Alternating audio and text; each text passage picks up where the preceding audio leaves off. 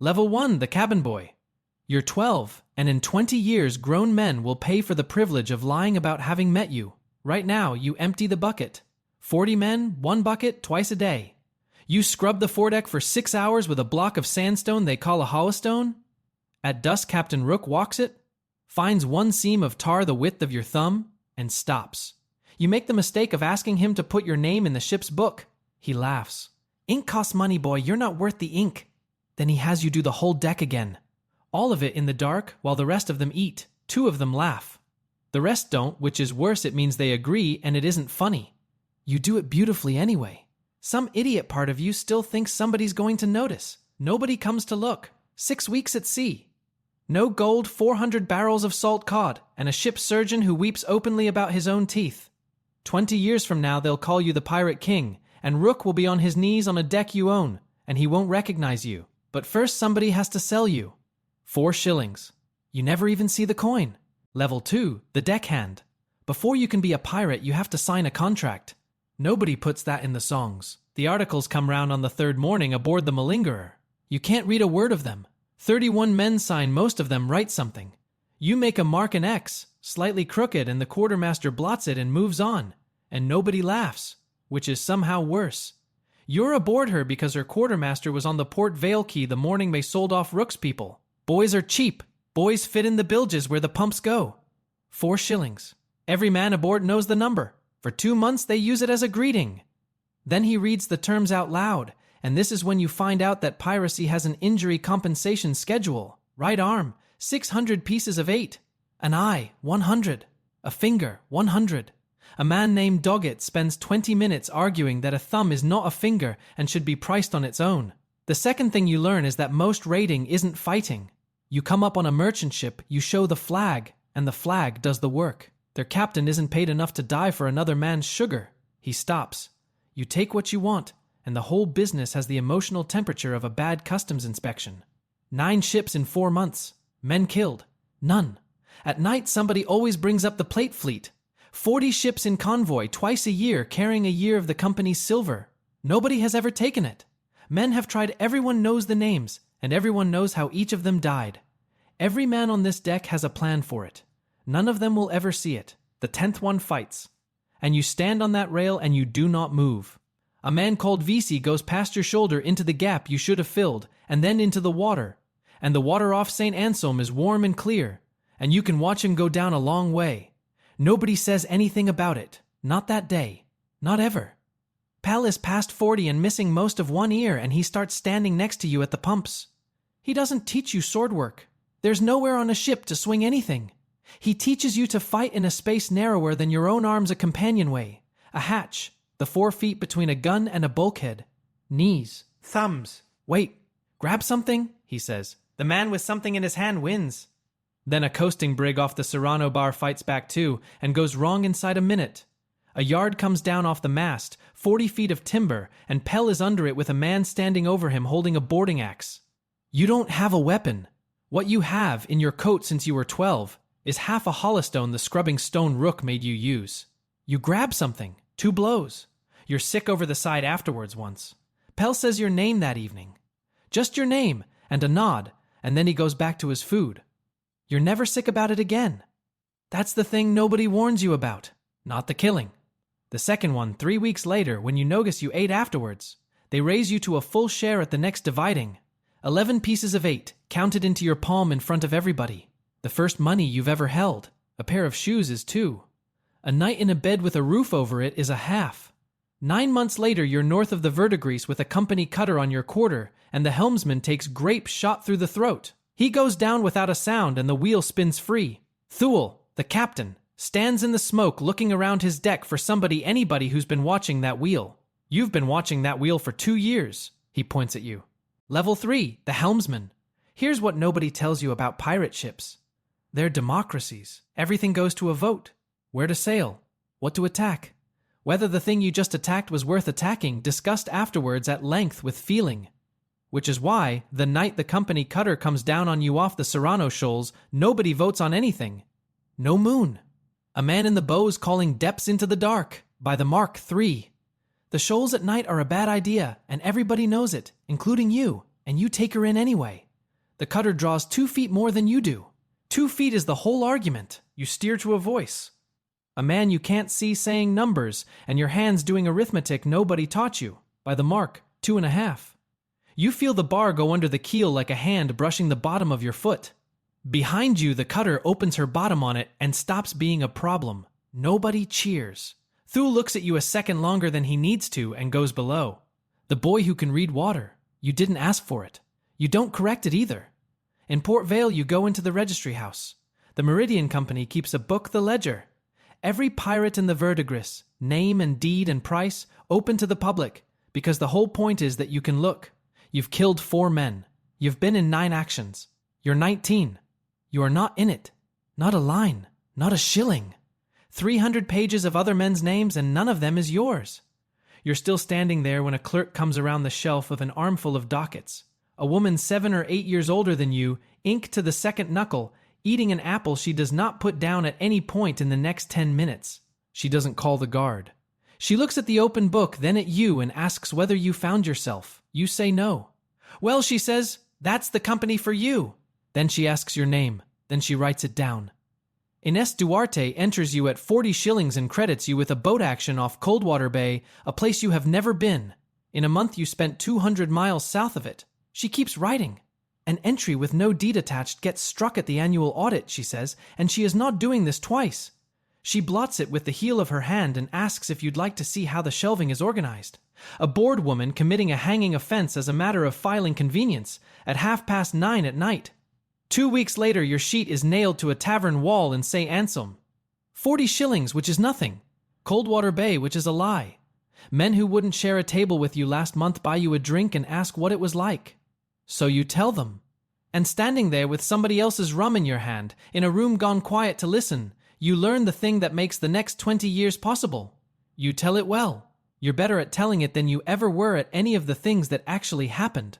Inside a month, 11 men sign on to the malingerer, and every one of them asks for the helmsman by name, not the captain. Thule makes you his second inside the week. He doesn't call it a promotion and he doesn't shake your hand. I'd rather have you where I can see you. Level 4, the first mate. You're second in command because 11 strangers ask for you by name, and the captain would rather own that than fight it. Everyone knows it. Nobody says it, and the not saying sits on the deck between you for 6 weeks. Then a swivel gun goes off badly wedged and takes Thule's left arm off below the elbow. Not in a battle. In a drill. On a flat sea. On a Tuesday afternoon, which is how most of it actually happens. The job stops being ceremonial that same hour. And the job, it turns out, is arithmetic. Here's the other thing the songs don't mention. You will almost never find gold. You'll find cargo. You take a Dutch trader off Cape Heron after a 2-day chase, board her at dawn, break open the hold and its nails. 9 tons of nails. The best day of that year is the day you take a company packet carrying medicine. Mercury, laudanum, bark for fever. Grown men cheer. Doggett kisses a bottle. Because the thing that kills pirates isn't the Navy. It's fever and rot and a bad tooth 800 miles from anyone who can pull it. You lose the medicine 2 days later. Herrera comes over the horizon in the ceremony and takes it off you without firing a gun. She has 22 guns and you have 9, and she sits there at half a mile and lets you do the arithmetic yourself. Then she sends the laudanum back. Just the laudanum in one boat with a note saying she isn't an animal. You will spend 12 years wanting that ship. Pell dies that spring, not in an action. A fever in a hammock over 9 days at 46 years old. On the beach at St. Anselm you find a boy eating a gull. Not cooked. Maybe 11, in an orphanage smock cut down at the arms, and he doesn't run when the boat grounds, which tells you he's worked out that running costs more than it saves. You put him in the boat, nobody asks why. You give him half a holystone, set him on the foredeck, and then you say the thing. You're worth the ink, nobody's written it down yet. He's 11 years old. He believes you completely. His name is Marcus, and there is not a day left in your life where you don't hear yourself saying it. That autumn the water goes short 2 cups a day, 31 men, and somebody is taking 3. It festers for 9 days. By the 7th, there are 2 versions of the crew eating at different times. It's Thule. He's been drinking for 2 since the arm, quietly, because a man learning to live one-handed sweats through everything and was too proud to put it on the list. 31 men lose faith in a captain over a cup of water. Not a battle. Not a bad call under fire. A cup of water, and the fact that he didn't ask. It is, and you won't admit this for another 15 years, the best idea anyone puts to you in your entire career. The crew wants to keep rating, and this one doesn't go to a vote. They look at you. Every man aboard on one deck in about a minute. You put him ashore alive. His articles, his full share, his sea chest, and a boat to carry it at St. Anselm in daylight with the whole crew watching you not kill him. Every man aboard calls it soft. 2 of them say it loud enough for you to hear, which is the point of saying it. You'll do this exact thing again, 15 years from now, to somebody who matters much more. Then they vote. And Marcus, who is 12, who's been aboard 4 months, who owns 1 shirt and half a rock, counts the hands out loud. Twice. Slowly. So nobody can argue with the number. Let me say one thing and then I will not bring it up again. A lot of you asked how I make this style of YouTube videos, so I gathered all my tactics for starting a channel like mine in this guide. If you want it, the link's below. Now let's get back to the video. Level 5, the pirate captain. Naming the ship takes 9 days and nearly causes a mutiny. Someone proposes the Sea Widow until it's pointed out that 6 of the crew have widows already. You name her the Long 9 by writing it on the stern one night while everyone's ashore. Your first prize is a sugar hoy with 4 men aboard and a swivel gun nobody loaded. It is so easy it's embarrassing for everybody involved. Your 4th is the Perseverance, a company brig with 14 guns and a captain who has decided today's the day he's brave about it. You go alongside in a dying wind and put men across the rail 8 at a time. Doggett goes first as always and comes back with a splinter through his hand. At 41, he finally gets the compensation hearing he's been waiting for. 100 pieces of 8. For a hand. He's furious about it for a decade. Then the sheet comes out of Port Vale and your entry has tripled. Then it triples again. By the 2nd year, the ledger credits you with Coldwater Bay, an action at St. Anselm that never happened, and 9 ships. You've taken 4. 51 men signed with you that season. 38 came for the sheet. They didn't come for you. They came for a paragraph a bored woman wrote at 9:30 at night. 3 weeks of every year you spend on a beach with the ship hove over on her side, scraping a year of weed and worm off her bottom by hand. That's careening. A foul bottom costs 2 knots, and 2 knots is everything. 9 days becalmed teaches you the other cost. Water down to a cup and a half, and on the 6th day, a man named Cassidy asks loudly, on an open deck, whether the man who took Coldwater Bay can make wind. The old answer is a pistol. But Marcus is 13 and standing at the rail. And you put Cassidy on the pumps instead and tell the deck that the pumps are for men who can't tell a captain from the weather. 50 men laugh. Cassidy is finished aboard that ship forever. You never touch him. You just use the sheet as a weapon, and it cut cleaner than anything you've ever held. Marcus asks you about it that night. How you knew it would hold. You tell him that a name does the fighting for you if you build it right. He's 13. He believes that the way he believes everything you tell him, and he will still believe it at 25. Standing in a cabin with a piece of paper in his hand that proves you bought yours. Ines comes aboard twice a year on a passenger manifest she writes herself. She sleeps until 9, which nobody aboard has done since they were children, and reads your charts upside down. She brings coffee, which you cannot get out here, and a newspaper from Port Vale that's 6 weeks old. And she reads you the shipping notices in the voices of the men who placed them. She is not a good mimic. That's what makes it funny. On the 3rd night, in the dark, laughing. Do you want to know what you're worth this month? You say yes. You always say yes. That same night you tell her you want to stop. She says, and do what? You don't have an answer, and you both laugh. Neither of you ever calls it what it is. She has a word for it, maintenance, and you both use that word for 16 years, and it works right up until it doesn't. Then you take a company pilot boat off the shoals and Rook is on it. 60 years old, half blind. Piloting for the people who took his ship, because there's nothing else a man like that can sell. He doesn't recognize you. Why would he? You are equipment. You hand him a fresh holystone, put him on the foredeck he used to own, and say his own words back to him, quietly, so only he can hear. You feel nothing. That's the part you'll think about for years. Not that you did it, that it was so much smaller than you'd built it. He stays. He's still there 12 years later. There's nowhere for a man like that to go. Then the old man starts complaining about the work, the way old men do. The company's closing every careening beach in the verdigris. 2 years, he says, and every pirate in this sea is sailing a bottom full of worm and can't outrun a barge. He's just handed you a kingdom and he'll die without knowing it. You set a course for Bone Harbor that night. Level 6, the Pirate Lord. You take Bone Harbor without firing a gun. You buy it. 2 purchases. The careening beach on the north side, and the spring above it the only fresh water on the island that doesn't taste like a coin. Whoever owns the water and the beach owns the harbor. It takes the other captains 4 months to work out what happened, and by then they're paying. 1 share in 12 on everything landed. You didn't invent the rate. You just wrote it down first. You stop rating. You get an office with a door. 7 captains at that table. They call it the Verdigris Accord, which sounds enormous. It is a landlord's association. There is a man whose entire job is taking the minutes. His name is Fenwick, and Fenwick is the most powerful person in that room because Fenwick decides what was said. Herrera breaks the truce inside the season, takes a prize and boils water and lands it at your beach anyway, in daylight, daring you to be the thing you used to be.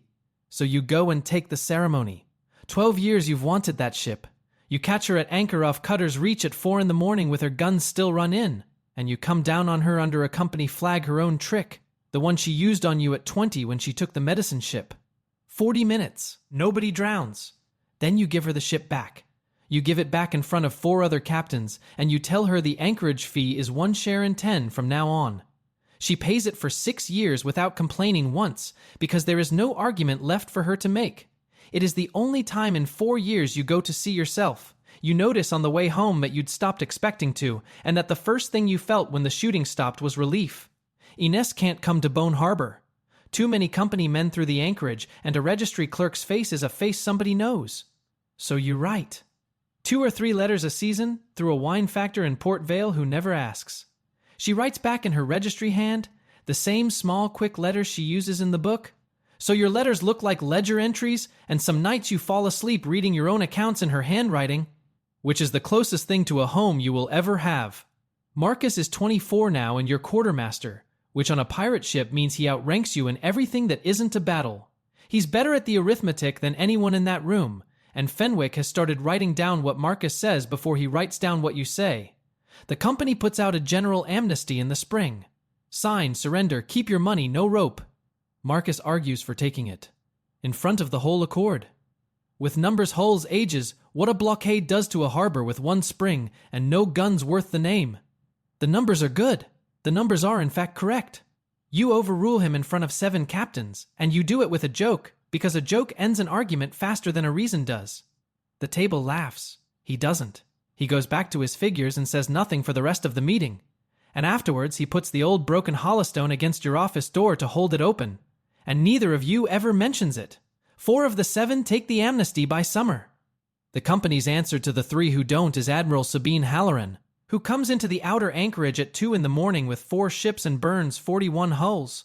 None of them defended. Not 1 gun crewed. Because somewhere in the last 4 years you stopped thinking of yourself as a man who needed defending. You need a fleet by spring. Level 7, the fleet admiral.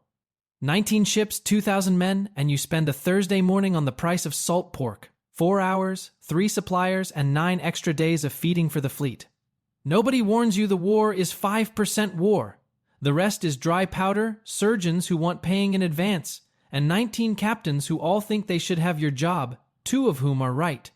The first fleet action is off St. Anselm, and you lose it to a piece of cloth. 3 flags, bad light, 2 miles of haze boil, never sees the signal. Hold station 7 minutes waiting for an order that's already flying, and the Ardent takes it broadside from 2 ships at once. 90 men. So you spend 6 weeks rebuilding the signal book yourself. 40 signals down to 9, each paired with a gun so a man who can't see can still count. Nobody will ever write a song about that. It's the most important thing you do in 22 years at sea. Then you do the thing nobody has ever done. The plate fleet comes out of Port Vale in September.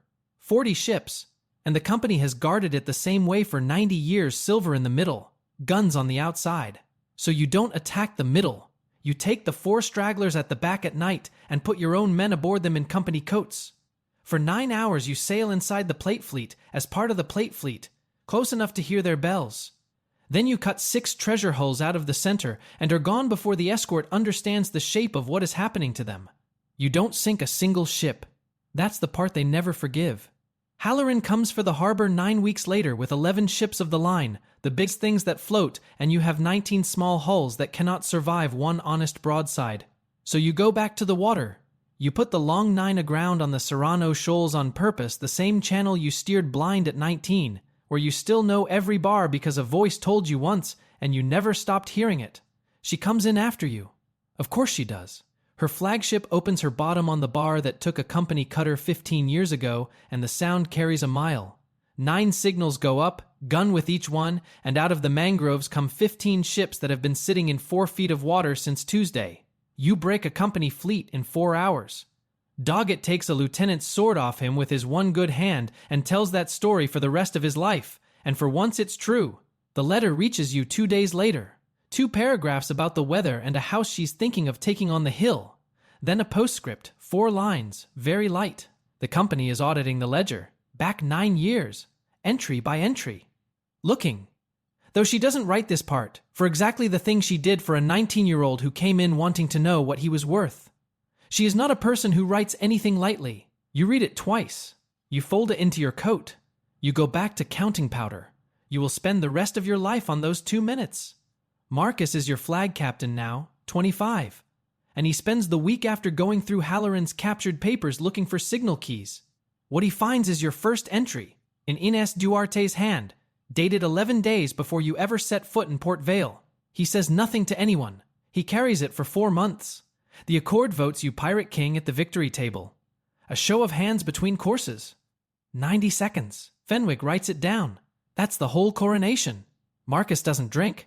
He waits until the noise dies, sets the old broken holystone on the table between you, the one from the beach, and asks one question. Coldwater Bay, which ship were you on? You lie. You lie badly, and fast, and too much, and not one man at that table notices. He does. And 100 miles away that same night, 3 men in 3 different taverns are singing about you for money, and not one of them has a single fact right. Level 8, the Pirate King. You find out what the title is the next morning at a table with a pen. It isn't a crown. It's a signature. You sign as guarantor on the articles of every ship in the verdigris with the same crooked X you made at 12, because nobody ever did teach you to write. Every debt, every disputed prize, every widow's share is now, legally, your problem. 60 ships, 2,900 men, one name at the bottom of all of it. Marcus stops arguing with you that winter. No fight, no scene. He brings you the figures, agrees with the plan, goes back to his ship, and you are relieved. That's the mistake. You are relieved that a man who's been right about everything for 4 years has finally gone quiet. He takes the registry extracts to Port Vale in March. He doesn't sell them your anchorages or your fleet.